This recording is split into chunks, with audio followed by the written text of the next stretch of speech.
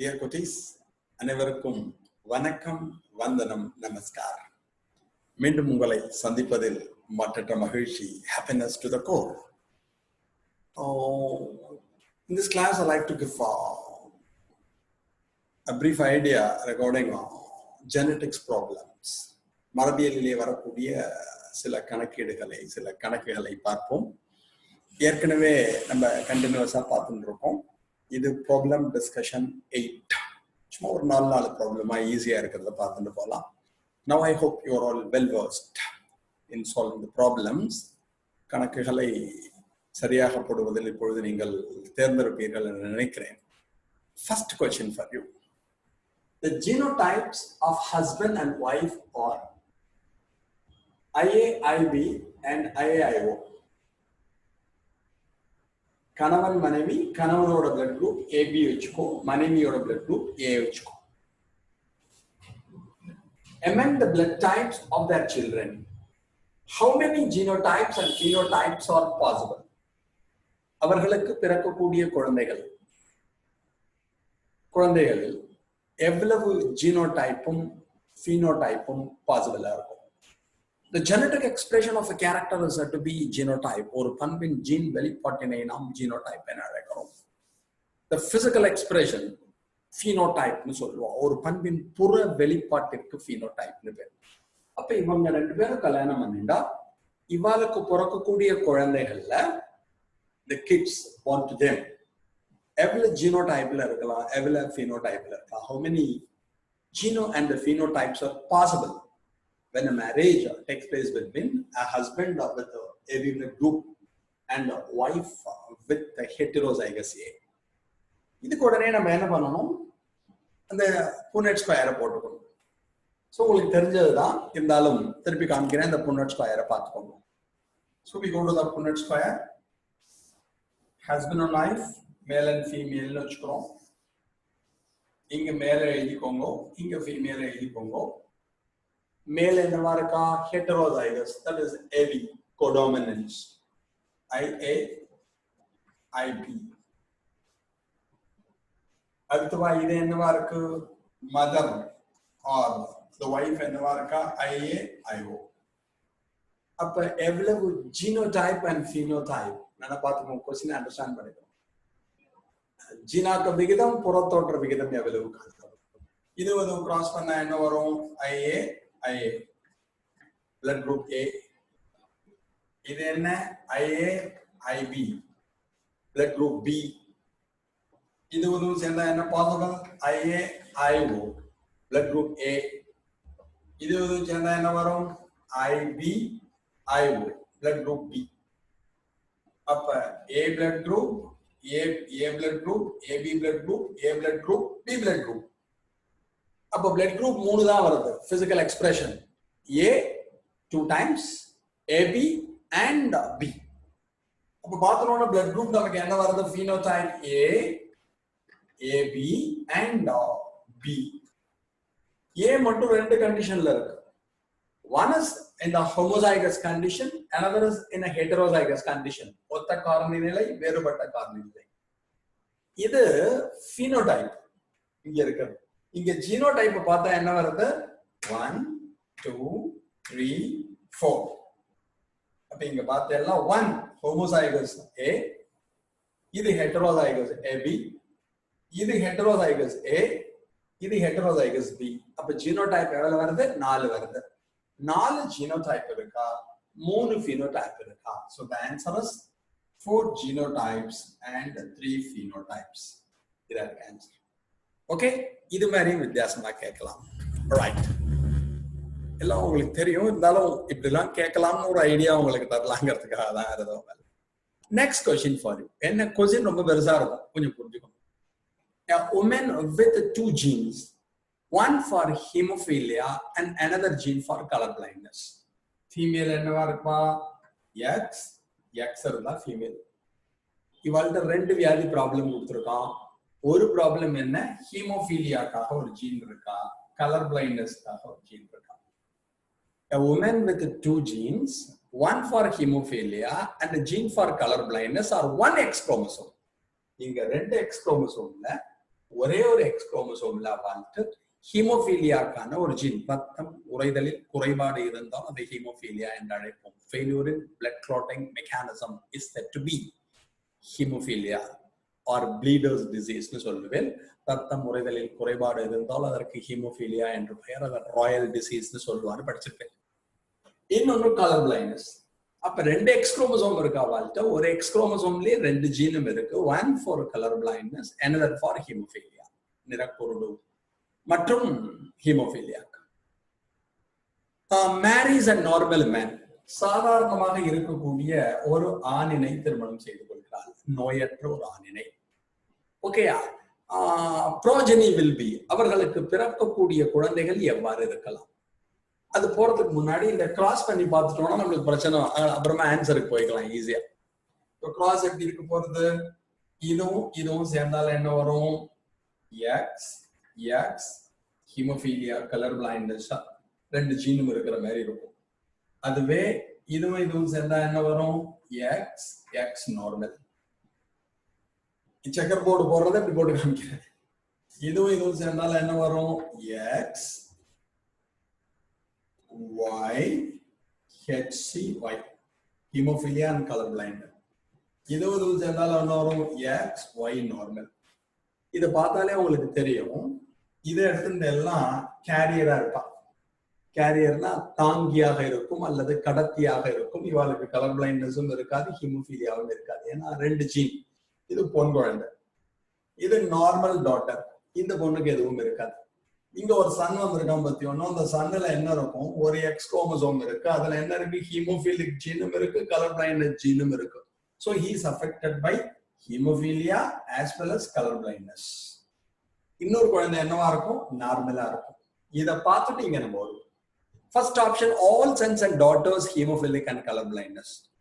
எல்லா ஆம்பளை குழந்தைகளும் பொம்மநாட்டு குழந்தைகள் ரெண்டு பேருக்கும் என்ன இருக்கும்? ஹீமோஃபீலியாவே இருக்கும், கலர் பிளைண்ட்னஸ் இருக்கும். தப்பு. ரெண்டாவது பாருங்க, 50% of hemophilic color blind son and 50% normal son. இங்க ரெண்டு குழந்தைகள் இருக்கா. இதை 100% எடுத்துட்டோம்னா 50% என்னவா இருக்கும்? ஹீமோஃபீலியா கலர் பிளைண்டா இருக்கா, 50% நார்மல். இது கரெக்ட். மூணாவது option, hemophilic and colour blind daughters.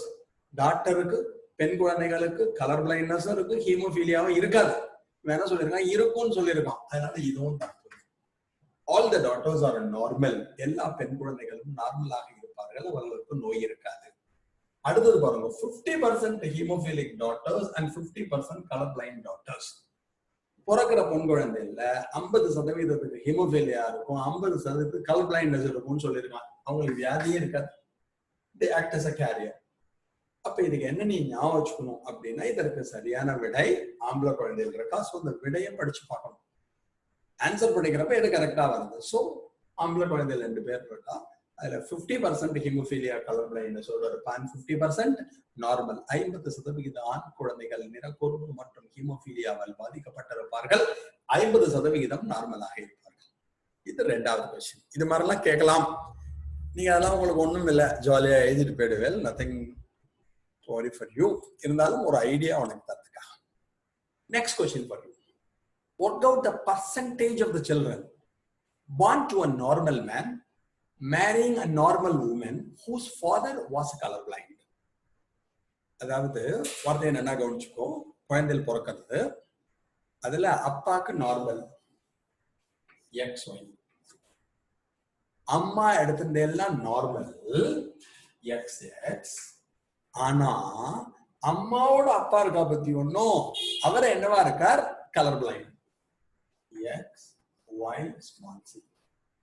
அப்ப இந்த பொன் குழந்தைக்கு வரப்ப என்ன ஆகும்னா, அப்பாட்டேந்து இந்த ரெசசிவ் ஜீன் வந்துருக்கும். சோ இந்த பொன் குழந்தை என்னவா இருப்பா அப்படின்னா, she act as a carrier, கடத்தியாக செயல்படுவார். இவங்க ரெண்டு பேரும் கல்யாணம் பண்ணிட்டால் ப்ராஜெனி எப்படி இருக்கும்? பினோடைப், பிறக்கக்கூடிய குழந்தையோட பிசிக்கல் எக்ஸ்பிரஷன் பினோடைப் எப்படி இருக்கும்? புறத்தோற்றம் எப்படி இருக்கும்? இதை நம்ம கிராஸ் பண்ணி பார்த்துட்டோம்னா முடிஞ்சு போயிடுது. நம்மளுக்கு இந்த புன்னோட் ஸ்கொயர் தான் பெஸ்ட். இதை வச்சு நமக்கு ரீட் பண்ணிக்கலாம். அப்பா என்ன? XY normal. அம்மா என்னவா இருக்கா? 1 minute. அப்பா XY நார்மலா இருக்கா. அப்பா எப்படி இருப்பான்? X சரி இது அப்பா எழுதிட்டோம். அம்மா என்னவா இருக்கும்? x small c x. இது இதுவும் சேர்ந்தா என்ன வரும்? x x small c.